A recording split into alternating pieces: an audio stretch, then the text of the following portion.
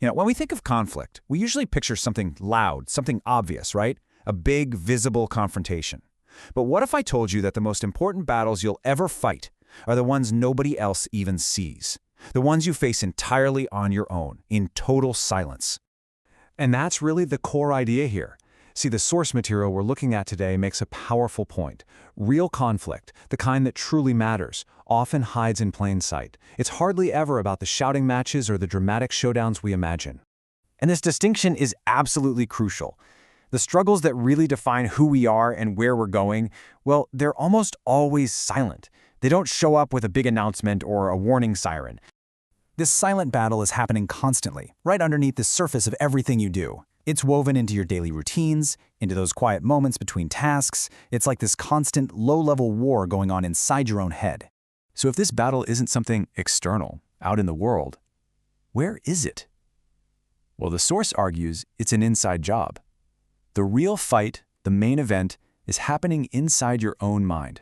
Let's put a really clear definition on this. What we're talking about is that moment-to-moment negotiation that happens inside you all day long. It's that part of you that knows exactly what you should be doing versus that other part of you that's always looking for comfort, for the easy way out, for distraction. And this isn't a once-in-a-while thing. It's happening every single day. Okay, now here's where it gets really fascinating. How does this internal conflict actually show up? Because it doesn't look like some enemy you can easily point out. Instead, it wears these three very common, really subtle disguises. So the source points to three main phases of this silent defeat: distraction, procrastination, and inconsistency. Let's really break down how each one of these silently works against you. First up, we've got distraction. We've all been there, right? You sit down to do that one important thing, and suddenly you have this massive urge to check your phone, to open a new tab, to do anything else. And the source is crystal clear on this. This isn't happening because something else is more urgent. It's a failure of mental discipline. That tiny moment where your focus shifts, that's it. That is the battle. And then there's procrastination. This isn't just being lazy. It's an active choice. You know exactly what needs to be done. You know why it's important. But then you start that little negotiation with yourself. You start to rationalize. I'll do it later. That one little word, later, becomes a habit. It's a quiet little surrender.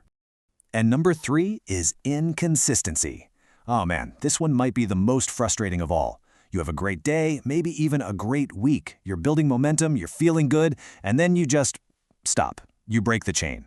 This constant cycle of starting strong and then falling off, it's a classic form of self-sabotage, and it's just another face of that same silent battle. So you see, this is how defeat usually happens in life. It's not some big, dramatic, catastrophic event. It's the sum total of all these small, quiet failures. All those little moments where we choose distraction, or delay, or just give up on the momentum we've built. So what's the big deal, right? What's the actual cost of giving in during these tiny moments? Well, it's not something you feel right away, but the price is incredibly high. The source calls it a slow erosion. Think of it like this. Every single time you choose the comfortable option over the disciplined one, you're not just staying in the same place, you are actively losing ground. It's a retreat, but it's happening so slowly, so gradually, that you might not even notice it's happening until it's too late. It's a direct trade-off, every single time. On one side of the equation, you get that instant reward of comfort. But on the other side, there's a hidden cost. You are weakening your long-term position. You're making it just a little bit harder to be disciplined the next time. And here's the absolute kicker. Your choices become your training. By repeatedly dodging the hard thing, you are literally conditioning your brain to see escape as the default response to any kind of pressure. And over time, that pattern doesn't just become a habit, it becomes who you are. All right, let's talk about the final outcome of this slow erosion.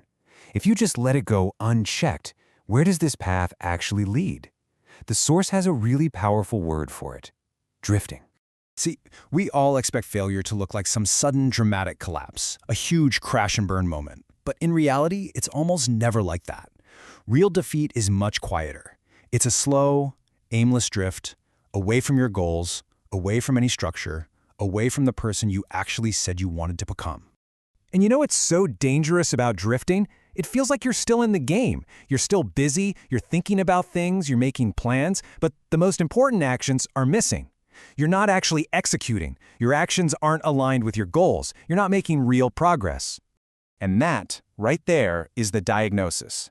Silent defeat is being in motion without actually moving forward.